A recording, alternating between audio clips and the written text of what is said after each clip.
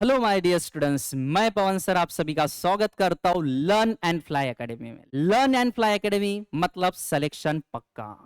उम्मीद है दोस्तों आप सभी बहुत ही शानदार, मस्त और जबरदस्त होंगे और आपकी प्रिपरेशन भी बहुत बढ़िया चल रही होगी। ठीक है, तो आने वाले सालों में हम सभी सर गवर्नमेंट एग्जाम क्रैक करने वाले, अलग अलग सेक्टर में अपन जॉब पे लगने वाले। हाँ, उसमें कोई डाउट ही नहीं है दोस्तों। ठीक है, तो दोस्तों आज अपन बहुत ही इंपॉर्टेंट टॉपिक कवर करने वाले जो कि है मेंस लेवल का, जिसका नाम है इनपुट आउटपुट। स्टूडेंट्स, काफी स्टूडेंट्स मैं देख रहा हूं कि प्रीलिम्स तो क्वालिफाई कर पाते हैं पर मेंस नहीं क्लियर कर पाते, और बहुत सारे ऐसे स्टूडेंट्स हैं जो प्रीलिम्स लेवल का ही पढ़ लेते हैं पर मेंस लेवल का वो कभी पढ़ ही नहीं पाते। तो मैं आपके लिए ये लर्न एंड फ्लाई एकेडमी में जितने भी टॉपिक लाने वाला हूं ना, सबसे पहले अपन मेंस लेवल के टॉपिक करने वाले। जैसे कि सबसे पहले अपन अभी कवर करने वाले इनपुट आउटपुट, उसके बाद कवर करने वाले डेटा सफिशिएंसी और मेंस लेवल के पजल एंड सिटिंग अरेंजमेंट। तो दोस्तों अगर आप भी मेंस लेवल की प्रिपरेशन करना चाहती हो या मेंस की एग्जाम क्लियर करना चाहते हो तो मेरे चैनल को जरूर फॉलो करना, लर्न एंड फ्लाई एकेडमी को, क्योंकि आने वाले सभी वीडियोस में मैं मेंस लेवल के टॉपिक लेकर आने वाला हूं। तो आज अपन एक बहुत ही इंपॉर्टेंट टॉपिक देखने वाले जिसका नाम है इनपुट आउटपुट। अगर आपने देखा होगा दोस्तों, जितने भी मेंस लेवल के एग्जाम होते हैं या इसके पहले जितने भी मेंस लेवल के एग्जाम हुए होंगे लास्ट ईयर के, अगर आपने पेपर को अच्छे से एनालिसिस किया होगा तो उसमें इनपुट आउटपुट ये 5 मार्क के लिए आया है, मतलब आया है। इसीलिए टॉपिक मेंस के पॉइंट ऑफ व्यू से बहुत ही इंपॉर्टेंट टॉपिक है। आप कौन से भी एग्जाम दो, आप आरबीआई ग्रेड भी दो, आप आईबीपीएस पीओ क्लर्क का मेंस दो, आप आरआरबी पीओ क्लर्क का मेंस दो, आप एसबीआई पीओ क्लर्क का मेंस दो, या एनआईसीएल दो, एनआईसीएल दो, कौन सा भी इंश्योरेंस सेक्टर का मेंस लेवल का एग्जाम दो, उसमें इनपुट आउटपुट 5 मार्क के लिए आता है दोस्तों। तो बहुत ही इंपॉर्टेंट टॉपिक है हमारे लिए। तो चलो आज अपन इनपुट आउटपुट टॉपिक सबसे पहले क्लियर करते हैं। अपन सबसे पहले इनपुट आउटपुट का बेसिक कॉन्सेप्ट देखेंगे दोस्तों। आप मेंस लेवल के एग्जाम क्यों ना दो, पर अगर उसका आपका बेसिक कॉन्सेप्ट अगर क्लियर है ना, तो मेंस लेवल समझ लो अपन ऐसा ही क्लियर कर पाएंगे, क्योंकि बेसिक कॉन्सेप्ट ही हर एक टॉपिक का आत्मा होता है। अपन आत्मा को ही वश में कर देंगे। अगर आत्मा वश में हो गई तो टॉपिक ऐसे ही क्लियर हो जाएगा। चलो देखते हैं इनपुट आउटपुट का एकदम जीरो से लेके, बिल्कुल जीरो से लेके हाई लेवल तक लेके जाने वाले मेंस लेवल तक। बस वीडियो के अगर आखिरी तक आप टिके रहोगे तो आप जरूर बोलना, कमेंट में जरूर बोलना कि हाँ सर, आपने जो इनपुट आउटपुट कॉन्सेप्ट बताया ना हमें पूरा अच्छे से क्लियर हुआ। अभी एग्जाम में कैसा भी आने दो, हम उसको उड़ा देंगे। ठीक है, तो चलो दोस्तों अपन स्टार्ट करते हैं सबसे पहले बेसिक कॉन्सेप्ट इनपुट आउटपुट का। तो देखो इनपुट आउटपुट का बेसिक कॉन्सेप्ट होता क्या है। Basic concept of input output एकदम ही सिंपल एग्जांपल से मैं आपको क्लियर करने वाला हूं। होता क्या है, होता क्या है, जैसे फॉर एग्जांपल आप प्रिपरेशन कर रहे हो, क्या कर रहे हो, प्रिपरेशन। तो आप प्रिपरेशन कर रहे हो, आपको सबसे पहले क्या देना पड़ेगा, इनपुट देना पड़ेगा। क्या देना पड़ेगा, इनपुट। और बाद में आपको आउटपुट में क्या मिलेगा, तो सर हमें आउटपुट में क्या मिलेगा, तो हमें आउटपुट में मिलने वाला है, आपको आउटपुट में चाहिए गवर्नमेंट जॉब। क्या चाहिए आउटपुट में, गवर्नमेंट जॉब चाहिए। अरे तो भाई अगर गवर्नमेंट जॉब चाहिए तो ऐसे थोड़ी ना मिलेगी, इसके लिए क्या देना पड़ेगा, हमें इनपुट देना पड़ेगा ना। तो इनपुट क्या देंगे अपन, तो देखो इनपुट देना पड़ेगा सर हमें इसके लिए। अच्छा, तो हम देने के लिए तैयार है सर इनपुट। सबसे पहले को आपको कौन से भी गवर्नमेंट एग्जाम क्लियर करनी है तो इसके लिए इनपुट क्या देना पड़ेगा। अरे वो एग्जाम का सबसे पहला स्टेप क्या रहेगा, उसका सिलेबस समझ लो। क्या समझ लो, सिलेबस। ये एग्जाम्पल के जरिए मैं इनपुट आउटपुट की कॉन्सेप्ट बताना चाह रहा हूं। ठीक है, सबसे पहले क्या समझ लो सर, हम सबसे पहले अगर मुझे गवर्नमेंट आउटपुट में गवर्नमेंट जॉब चाहिए तो सबसे पहले मैं सिलेबस समझ लूंगा। उसके बाद तो वो सिलेबस समझने के बाद सभी टॉपिक कवर करूंगा सर। हाँ ठीक है सर, मैं थर्ड स्टेप क्या होंगी, मेरी थर्ड स्टेप क्या होंगी, तो थर्ड स्टेप सर मैं क्या करूंगा, मॉक टेस्ट लगाऊंगा। अच्छा ठीक है सर, ये हो गई मेरी थर्ड स्टेप। सर मेरी फोर्थ स्टेप क्या होंगी, तो मैं प्रीलिम्स क्वालिफाई करूंगा। ठीक है, प्रीलिम्स क्वालिफाई।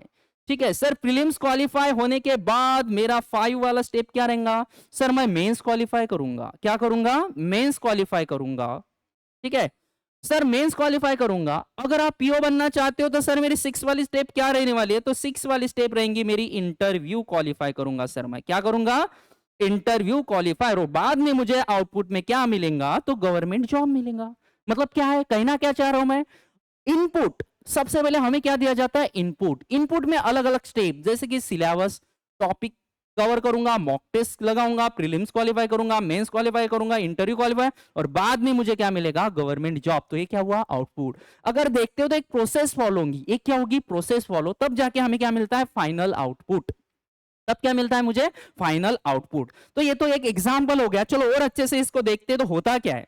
देखो दोस्तों, होता क्या है, आपको दिया जाता है इनपुट। आपको क्या दिया जाता है, इनपुट दिया जाता है। ठीक है, जैसे कि क्या, आपको सबसे पहले दिया जाता है इनपुट, ठीक है, और हमें क्या निकालना पड़ता है, आउटपुट। जैसे कि मैं यहाँ पे लिख रहा हूँ इनपुट, ये है एक मशीन, ये क्या है, एक मशीन है, ये क्या है, एक मशीन, और ये मशीन से यहाँ पे इनपुट डाला है सर मैंने, रॉ मटेरियल डाला, और यहाँ से क्या मिला मुझे, आउटपुट मिला। क्या मिलेगा मुझे यहाँ से, आउटपुट। देखो एकदम बेसिक से जा रहे हैं अपन, ठीक है। जिन जो स्टूडेंट को इनपुट आउटपुट के बारे में कुछ भी पता नहीं, बिल्कुल जीरो है ना, वो भी ये टॉपिक बहुत अच्छे से कर पाएंगे। बस वीडियो के आखिरी तक टिके रहो, ठीक है, मेरी गारंटी है। देखो जैसे कि मैंने यहाँ पे बोला इनपुट, और हमें फाइनल में क्या चाहिए, आउटपुट। जैसे कि कौन से भी चीज लेते हैं, जैसे फॉर एग्जांपल मैं पेन की बात कर रहा हूँ, जैसे अपन कौन से एक आधी कोल्ड ड्रिंक की बात करते हैं, थम्स अप बोलो, कुछ भी बोलो, जितनी भी चीजें बनती है ना, यहाँ पे इनको कहीं ना कहीं रॉ मटेरियल लगता है, वो मशीनरी में जाके अलग अलग प्रोसेस होके फाइनल में क्या मिलता है, एक आउटपुट मिलता है। फॉर एग्जाम्पल मैं अगर कहता हूँ आपको हमें बनाना है स्लाइस, सर हमें क्या चाहिए, स्लाइस। एक कोल्ड ड्रिंक की बात करते हैं, सर आउटपुट में मुझे क्या चाहिए, स्लाइस। अरे कटरीना वाली एड, स्लाइस, स्लाइस देखा होगा, क्या चाहिए सर मुझे, स्लाइस। सर मुझे चाहिए स्लाइस, ये स्लाइस की बोतल, क्या चाहिए मुझे, स्लाइस। आउटपुट में क्या चाहिए बेटा, मुझे स्लाइस चाहिए, ठीक है, चलो देखते हैं। तो इनपुट डालना पड़ेगा ना, मशीन में एक इनपुट होगा, अलग अलग प्रोसेस फॉलो होंगे, तब जाके मुझे क्या मिलेगा, स्लाइस। जैसे कि फॉर एग्जांपल मैं इनपुट में क्या क्या रखूंगा, अच्छा मुझे स्लाइस चाहिए, हमें पता है सर इसमें ये प्रोसेस होगा, क्या प्रोसेस होगा, मशीनरी में सबसे पहले डाले जाएंगे मैंगो, स्टेप 1 में, क्लियर। सर स्टेप 2 में क्या होगा, अच्छा इसमें थोड़ा सा शुगर ऐड किया जाएगा, हाँ थोड़ा सा मीठा होना चाहिए। चलो सर स्टेप 3 में क्या होगा, सर इसमें बॉटल रखी जाएंगी, हाँ बिल्कुल, ये हो गई process third, step third. Sir step 4 में क्या होगा, स्टेप 4 में क्या होगा, सर ये बॉटल को क्या किया जाएगा, फिल किया जाएगा, और फाइनल में मुझे स्लाइस बन के मिल जाएगा। समझ रहे हो, मतलब आपको एक इनपुट दिया जाएगा, वो अलग अलग स्टेप फॉलो करेगा, अलग अलग प्रोसेस फॉलो करेगा, और लास्ट में हमें आउटपुट मिलेगा। यहाँ पे क्या मिल गया, स्लाइस। सर अपन एग्जाम की बात करें, सर अपन एग्जाम की बात करें, यहाँ पे हमें स्लाइस नहीं बनाना है, यहाँ पे हमें पेन नहीं बना रहा है, यहाँ पे एग्जाम में जाके हमें लॉजिक लगा के आंसर बताने 5 क्वेश्चन के, उनको कैसे करना है। तो बेटा देखो यहाँ पे क्या होता है, यहाँ पे होता क्या है, यहाँ पे हमें ना स्लाइस बनाना पड़ता है, ना कोई प्रोडक्ट, ना रॉ मटेरियल बना के कोई प्रोडक्ट नहीं बनाना पड़ता। यहाँ पे हमें इनपुट दिया जाता है वर्ड्स का, यहाँ पे इनपुट दिया जाता है नंबर्स का, यहाँ पे इनपुट दिया जाता है दोनों को मर्ज करके, वर्ड प्लस नंबर, इन दोनों को मर्ज करके।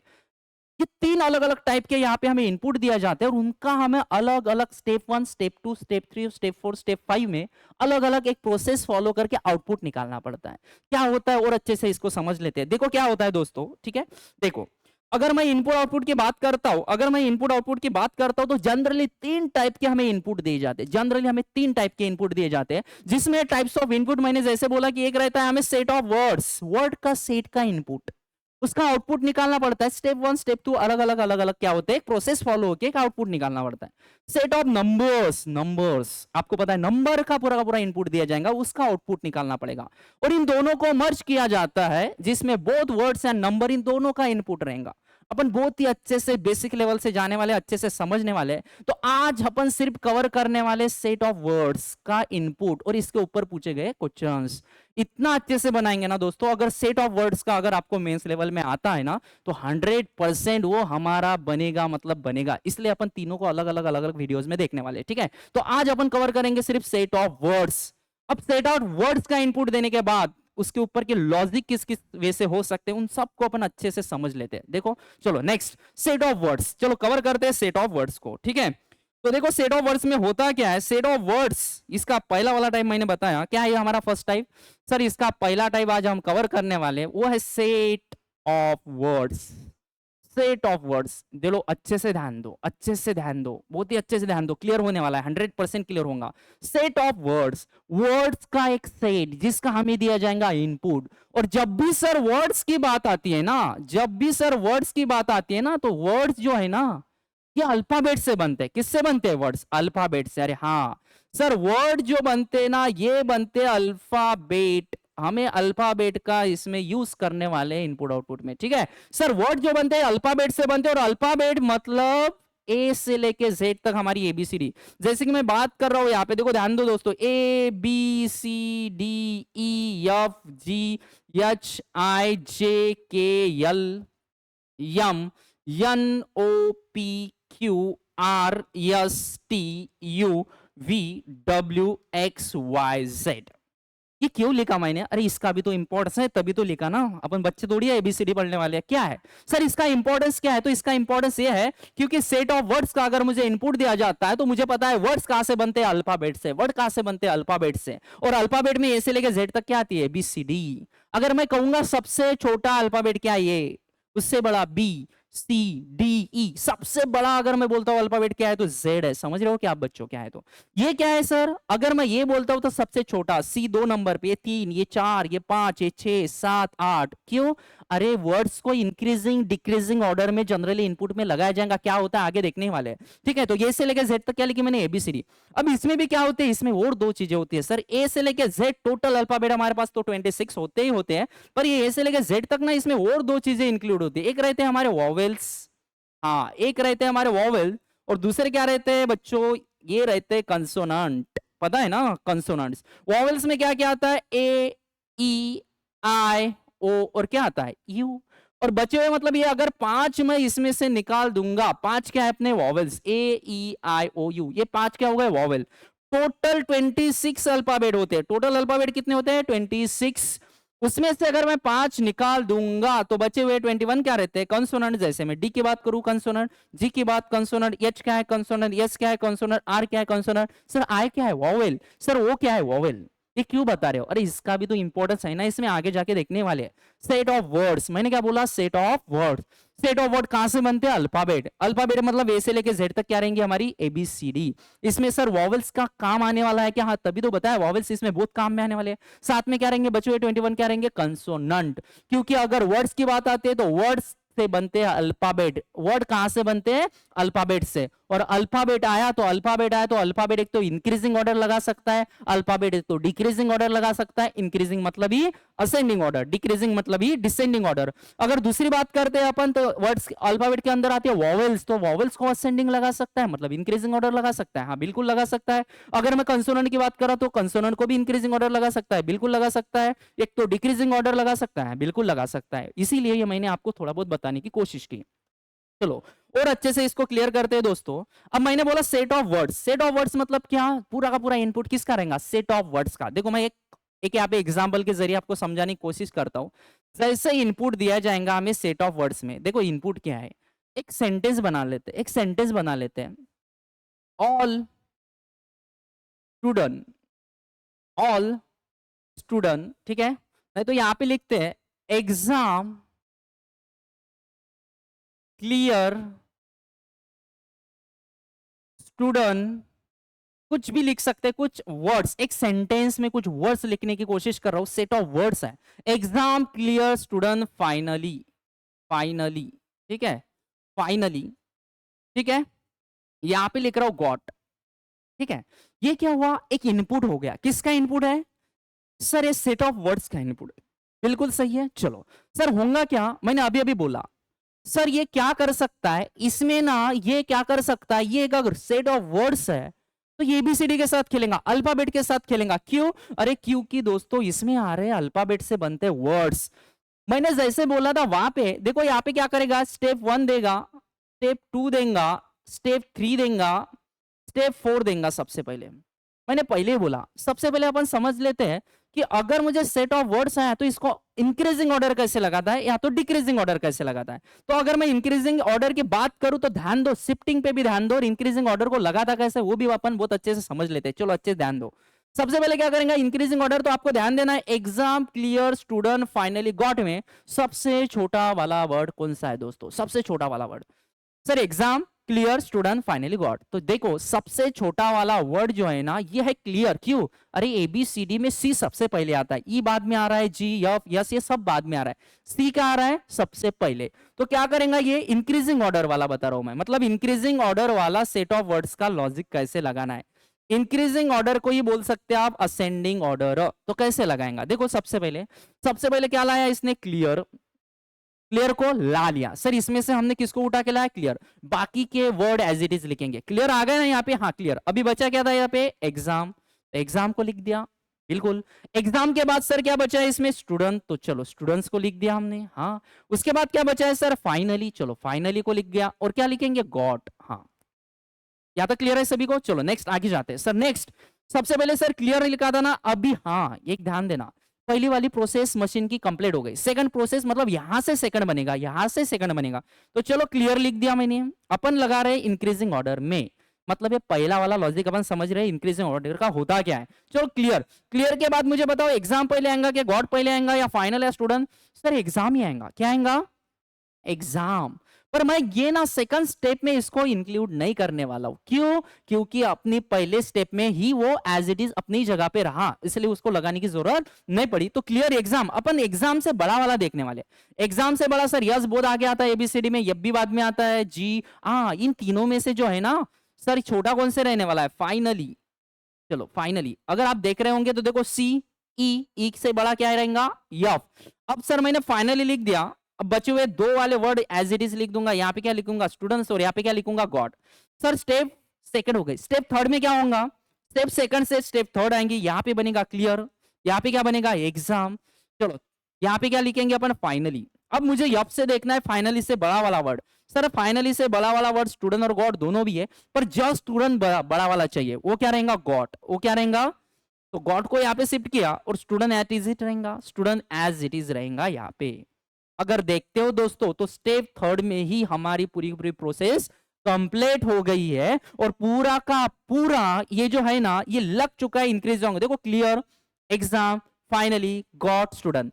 सर सी सबसे पहले मतलब ये सबसे बड़ा, सबसे छोटा वर्ड, उससे बड़ा एग्जाम, उससे बड़ा फाइनली, उससे बड़ा गॉट और सबसे बड़ा क्या है? स्टूडेंट। तो यहाँ पे लिख कर आएगा मेरे दोस्तों step third is a final, step third is a final output, step third is a final output। Step third क्या बन गया? Final output. हमारा लॉजिक क्या लगा दोस्तों यहां से कि ये जो मुझे सेट ऑफ वर्ड्स वाला इनपुट दिया था ना इसका क्या हुआ, तो सबको कैसे लगाया? Increasing order. तो ये इंक्रीजिंग ऑर्डर वाला भी लॉजिक हमारा हो सकता है, एग्जाम में हमें आ सकता है। क्लियर हुआ यहाँ तक? चलो नेक्स्ट अगर मैं आगे जाता हूं दोस्तों, उम्मीद है यहाँ सभी तक सबको बहुत अच्छे से बढ़िया तरीके से आपको सबको अच्छी चीजें क्लियर हुए हो रही होगी। ठीक है, अगर अच्छे से आपको ये वीडियो समझ में आ रहा है तो कमेंट में जरूर बताना, आपका रिस्पॉन्स बहुत इंपॉर्टेंट रहता है। ये देखो इंक्रीजिंग ऑर्डर, उसके बाद क्या रह सकता है? सर ये लगा सकता है डिक्रीजिंग ऑर्डर में भी लगा सकता है प्रोसेस में, स्टेप में। जैसे कैसे? जैसे मैं आप लिख रहा हूं स्टेप वन। सर देखो दोस्तों यहां से अभी बहुत अच्छे से हमें समझना है। स्टेप वन में क्या करेंगे? सबसे बड़ा वाला वर्ड इसमें से लाएगा। सबसे बड़ा वाला वर्ड अगर इसमें देखता हूं तो क्या लाएगा? सबसे पहले स्टूडेंट ला लिया, स्टूडेंट। स्टूडेंट्स के बाद बाकी के वर्ड एज इट इज लिखेंगे। यहाँ पे लिखूंगा मैं एग्जाम, देखो स्टूडेंट को यह लिख दिया। यहाँ पे क्या लिख दूंगा मैं? क्लियर। बात फिर से क्लियर के बाद स्टूडेंट मत लिखना, इस पे भी बहुत अच्छे से हमें ध्यान देना है। हमें क्लियर के बाद स्टूडेंट नहीं लिखना है क्योंकि स्टूडेंट ऑलरेडी अपन स्टार्टिंग में ला चुके हैं। उसके बाद क्या है सर मेरा? फाइनली। चलो फाइनली लिखा मैंने और उसके बाद क्या लिखूंगा मैं? गॉट। ठीक है, ये हो गई step one. Sir step two में क्या करेंगे? उससे छोटा वाला वर्ड लाएंगा, स्टूडेंट से छोटा।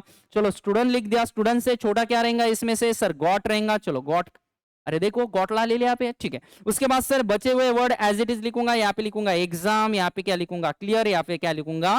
फाइनली। ठीक है, उसके बाद सर स्टेप थर्ड में क्या करेंगे? तो स्टेप थर्ड में करेंगे sir student as it is, got हमने ऑलरेडी लगाया। ठीक है, अब गॉड से छोटा वाला वर्ड, गॉड से छोटा वाला वर्ड है सर इसमें फाइनली। तो देखो फाइनली यहाँ पे हमने शिफ्ट किया, बाद में दो वर्ड बचे एग्जाम और क्लियर, एज इट इज में हम यहाँ पे लिख देंगे। ठीक है, क्लियर हुआ था? चलो आगे जाते हैं दोस्तों, बहुत अच्छे से समझ लो। उसके बाद स्टेप फोर में क्या करेंगे? सर मैंने स्टूडेंट लगा दिया था, तो चलो स्टूडेंट्स लगा दिया।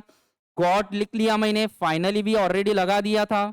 और क्या लिखा था? अब मुझे फाइनली से छोटा ढूंढने वाला था मैं, तो फाइनली से छोटा वाला क्या है? एग्जाम, और उसके बाद क्या है? क्लियर। दोस्तों अगर देखते हैं ना स्टेप थर्ड में ऑलरेडी लग चुका था, हमें स्टेप फोर्थ में जाने की जरूरत ही नहीं थी। क्लियर हुआ क्या? देखो सर यस से छोटा जी, जी से छोटा यफ, यफ से छोटा ई से छोटा सी, मतलब step third is a final output. तो देखो दोस्तों, एक तो क्या कर सकता है? इसको इंक्रीजिंग ऑर्डर लगा सकता है, हाँ इंक्रीजिंग ऑर्डर। इसको क्या कर सकता है? डिक्रीजिंग ऑर्डर लगा सकता है। और क्या हो सकता है दोस्तों? और क्या कर सकता है ये? और देखो ये दो अगर आपको प्रोसेस अच्छे से समझ गए होंगे कि इनपुट कैसे बनता है, इनपुट से प्रोसेस में आके फाइनल आउटपुट कैसे बनता है, बस शिफ्टिंग पे हमें अच्छे से ध्यान देना है कि लेफ्ट टू राइट हमने दोनों इसमें कैसे गए थे? लेफ्ट टू राइट की तरफ जा रहे हैं। देखो ये पहले लिया, उसके बाद लेफ्ट टू राइट की तरफ जा रहे हैं। कैसे जा रहे हैं? Left to right. ये राइट टू लेफ्ट की तरफ भी आ सकता है। राइट टू लेफ्ट की तरफ मतलब क्या, उसको भी समझ लेते हैं। चलो डिक्रीजिंग ऑर्डर वाला एक एग्जांपल समझ लेते हैं। सर लेफ्ट टू राइट और राइट टू लेफ्ट होता क्या है? कुछ भी नहीं दोस्तों, इस तरह से ध्यान देना है। जैसे स्टेप 1 में क्या होगा, डिक्रीजिंग ऑर्डर वाले एग्जांपल से मैं आपको क्लियर कर रहा हूं। मतलब मैंने यहाँ पे स्टूडेंट लिखा, सबसे बड़ा वाला वर्ड लाया था, यहाँ पे कौन सा लाया था? स्टूडेंट। और उसके बाद लिखा था ना मैंने, उसके बाद लिखे थे बाकी के, जैसे कि एग्जाम एज इट इज लिया, ठीक है, एग्जाम एज इट इज लिया। चलो क्लियर बचा था, क्लियर भी लिख दिया, स्टूडेंट ऑलरेडी वापस शिफ्ट हो गया। यहाँ पे क्या लिखूंगा मैं? फाइनली लिखूंगा, और यहाँ पे क्या लिखूंगा? गॉट। क्लियर हुआ? शिफ्टिंग पे ध्यान देना है।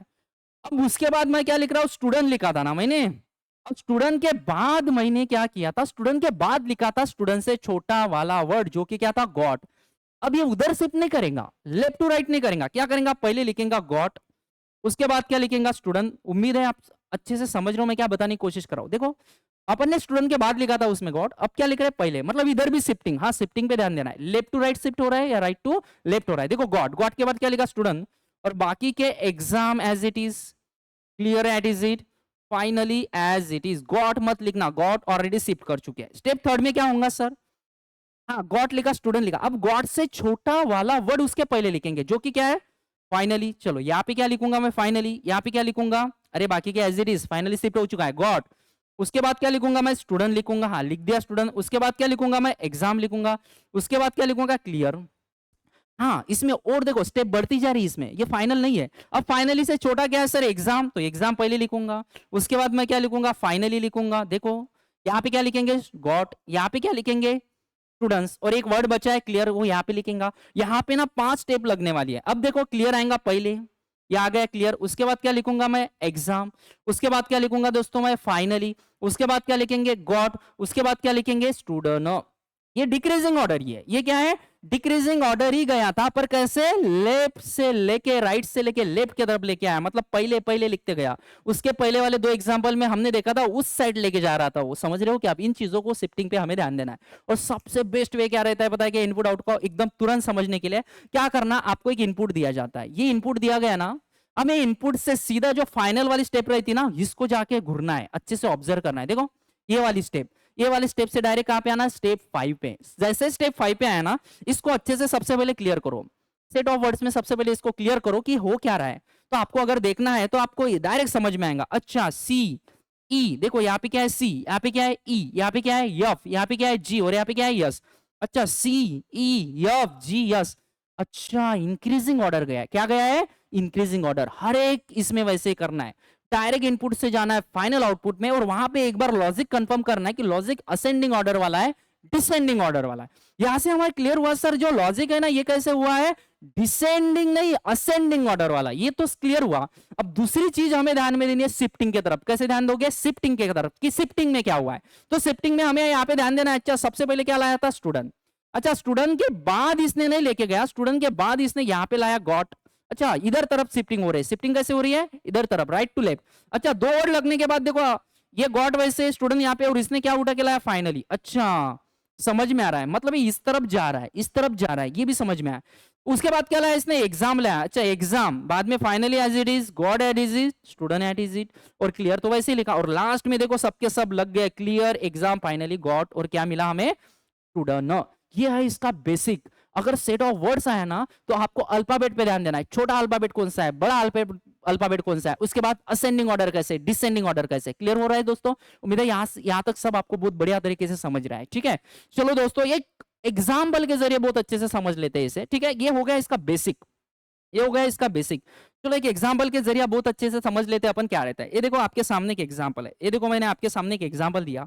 एग्जाम में इस तरह से डायरेक्शन आएगा हमें, ठीक है, इस तरह से डायरेक्शन दिया जाएगा और इस तरह से आपको इनपुट दिया जाएगा। देखो step 1, step 2, step 3, step 4, step 5, step 6 और क्या है? स्टेप 7। और क्या लिखा है? Since the words are already arrange the machine stop after this step. यहाँ पे पूरे के पूरे स्टेप क्या हुए बोलते हैं? क्लियर हो गए, ऑलरेडी लग चुका है। ये आएगा इस तरह से हमें एग्जाम में। मैंने अभी अभी आपको एक शॉर्टकट बताया था। क्या करना है दोस्तों? करना कुछ भी नहीं, आपको जो इनपुट दिया गया है, ये देखो यहाँ पे एक हमें इनपुट दिया गया है, यहाँ पे इनपुट। हमें इनपुट से मैंने बोला है शिफ्टिंग पे बाद में ध्यान देंगे अपन जाएंगे डायरेक्ट फाइनल आउटपुट पे। तो फाइनल वाली जो स्टेप है ना, इसको अच्छे से घूर लेते हैं अपन। हुआ क्या है सर? अच्छा मैं देख रहा हूं सर, अच्छा बी है सर, अच्छा ई है, उसके बाद क्या है? जी है, उसके बाद क्या है? आई, एम, ओ, टी और वी। सर मेरा अच्छे से क्लियर हो गया, लॉजिक मेरा अच्छे से क्लियर हुआ का कि लास्ट में आउटपुट जो मिलने वाला है ना, वर्ड को असेंडिंग ऑर्डर में लेके जाएगा। देखो कैसे, देखो ब्यूटीफुल, मतलब आया बी, उसके बाद क्या आया ई, अरे बी से बड़ा ई से बड़ा जी, जी से बड़ा आई, उसके बाद यम, उसके बाद ओ, उसके बाद टी, और उसके बाद क्या है वी। क्लियर हो गया सर? यहां तक मुझे बहुत अच्छे से क्लियर हुआ क्या कि वर्ड को कैसे लगा रहा है, असेंडिंग ऑर्डर लगा रहा है, मतलब ही इंक्रीजिंग ऑर्डर लगा रहा है। अभी शिफ्टिंग पे ध्यान देते हैं। चलो ये आपके पास है इनपुट, सबसे पहले इसने लाया ब्यूटीफुल, मतलब सबसे पहले क्या लाया यहाँ पे ब्यूटीफुल लाया, और बाकी एज इट इज लिखा होगा। देखो ब्यूटीफुल को लाया यहाँ पे और बाकी एज इट इज, देखो वनी is the most girl on earth, ये होगी स्टेप 1। मतलब एक वर्ड को सबसे पहले लाया, सबसे छोटे वाले वर्ड को। अब शिफ्टिंग देखते हैं क्या हो रहा है, इधर साइड हो रही है कि उधर साइड, नहीं ये ब्यूटीफुल देखो एज इट इज रखा है, ब्यूटीफुल एज इट इज रखा है, और ब्यूटीफुल से बड़ा वाला वर्ड ढूंढा होगा, ब्यूटीफुल से बड़ा वाला नेक्स्ट तुरंत बाद आने वाला। तो देखो इसमें देखते हैं अपन सर, ब्यूटीफुल से तुरंत बड़ा वाला VITMGOE, सर अर्थ है, ई है, बी से तुरंत बड़ा वाला क्या होगा अर्थ। देखो अर्थ को ला लिया यहाँ पे, ला लिया यहाँ पे, क्लियर हो रहा है यहाँ तक? हाँ, अर्थ को लाने के बाद वनी as it is as it is, the as it is, most as it is, girl as it is, on as it is, अर्थ को ऑलरेडी हमने ला लिया। शिफ्टिंग पता चल रही है सर, लेफ्ट टू क्या हो रही है राइट। अब देखो ब्यूटीफुल एज इट इज, अर्थ भी अपनी जगह रहेगा, और बचे हुए वर्ड्स को क्या करेंगे, अब अर्थ से बड़ा वाला वर्ड ढूंढेगा इसमें बचे हुए, इसमें वनी VITMGO। अच्छा सर जी है तो गर्ल को लाएंगा, देखो गर्ल को कर दिया सिर्फ, बचा हुआ वनी as it is as it is, the as it is, most as it is, on as it is. चलो नेक्स्ट सर हमें समझ में आया, ब्यूटीफुल अपनी जगह रहेगा, अर्थ अपनी जगह रहेगा, गर्ल अपनी जगह रहेगा। अब जी से बड़ा ढूंढेगा वो बचे हुए इसमें, सर VITM ओ, सर आई है ना, क्या है सर, क्या है VITMO, तो क्या है इसको ला लिया यहाँ पे, वनी as it is, the as it is, most as it is, और on as it is. Clear है दोस्तों? चलो आगे जाते हैं। उसके बाद ब्यूटीफुल स्टेप 5 में क्या होगा, beautiful as it is, worth अपनी जगह पे, गर्ल अपनी जगह पे, इज अपनी है। ये हमने 4 देख लिए थे, 1 2 3 4 वर्ड सेट हो गए थे। स्टेप 5 में क्या करेंगे, आई से बड़ा, सर आई से बड़ा वी है क्या, नहीं आई से बड़ा वी तो है पर तुरंत बड़ा चाहिए, VTMO, सर मोस्ट आएगा, क्या आएगा most, one as it is, the as it is, on as it is. तो स्टेप 5 में क्या करेंगे, तो स्टेप 5 में मोस्ट से बड़ा रहेगा। स्टेप 6 में देखते हैं ब्यूटीफुल अपनी जगह, अर्थ अपनी जगह, गर्ल अपनी जगह, इज अपनी जगह, मोस्ट भी अपनी जगह। यम से तुरंत बड़ा रहेगा, VT नहीं सर ऑन रहेगा, वनी as it is, the as it is रख दिया। उसके बाद सर ब्यूटीफुल लग चुका था, अर्थ भी लग चुका है, गर्ल लग चुका है, इज लग चुका है, मोस्ट लग चुका है, ऑन लग चुका है। सर ओ से बड़ा क्या रहेगा, टी, और बचा हुआ वनी एज इट इज। तो हमारा इसमें एकदम सिंपल लॉजिक था। क्या लॉजिक है सर, वर्ड का सेट आ रहा है तो वर्ड मतलब अल्फाबेट, अल्फाबेट मतलब इंक्रीजिंग ऑर्डर लगाएगा, डिक्रीजिंग ऑर्डर लगाएगा, वॉवल के साथ खेलेगा, नहीं तो कंसोनेंट के साथ खेलेगा। इसमें क्या हुआ है सर, तो इसमें हुआ है वर्ड को लगाया है असेंडिंग ऑर्डर, और हमने वो डायरेक्टली समझाया था, डायरेक्ट इनपुट से गए थे फाइनल वाले स्टेप में, और फाइनल वाले स्टेप में हमें क्लियर हो गया था कि सबको लगाया है इंक्रीजिंग ऑर्डर। पर साथ में हमने देखा कि ये फॉलो कैसे कर रहा है, स्टेप कैसे फॉलो हो रहे हैं, तो लेफ्ट टू राइट फॉलो हो रहे हैं। इस तरह से सेट ऑफ वर्ड्स का एकदम बेसिक वाला लॉजिक हो गया हमारा इनपुट आउटपुट का। थोड़ा बहुत हमने इसमें बेसिक देखा, इसका और भी वीडियोस में लेके आने वाला हूं। नेक्स्ट वाली वीडियो में अपन इसके और अच्छे से और क्वेश्चंस करेंगे, और थोड़ा सा बेसिक की बनाने की कोशिश करेंगे। दोस्तों स्टूडेंट, सच में आपको ये अच्छा लगा होगा वीडियो, और आपको अच्छे से क्लियर हुआ होगा, तो नेक्स्ट वीडियो अगर आपको चाहिए तो कमेंट सेक्शन में जरूर बताना कि हाँ सर हमें ये समझ में आ गया। और चैनल को फॉलो जरूर करना, क्योंकि मैंने पहले ही बताया मैं मेंस लेवल के वीडियो लेके आने वाला हूँ, प्रीलिम्स नहीं। बहुत सारे स्टूडेंट्स प्रीलिम्स क्वालिफाई कर पा रहे हैं, मेंस नहीं निकाल पा रहे हैं। मैं जितने भी वीडियोस है ना मेंस लेवल के रहेंगे मेरे। सबसे पहले इनपुट आउटपुट को पूरा डिटेल में देखने वाले हैं। अभी input output set of words का हुआ नहीं है, इसको और क्वेश्चन अपन डिटेल में देखने वाले हैं। उसके बाद सेट ऑफ नंबर पे जाएंगे, उसके बाद both set of number and word, उसके बाद डेटा सफिशिएंसी, और मेंस लेवल के पजल सिटिंग अरेंजमेंट बिल्कुल तगड़े लेवल के। अगर आपको वीडियो अच्छा लगा होगा तो कमेंट करो, शेयर करो, और मेरे चैनल को सब्सक्राइब जरूर करो। Thank you so much.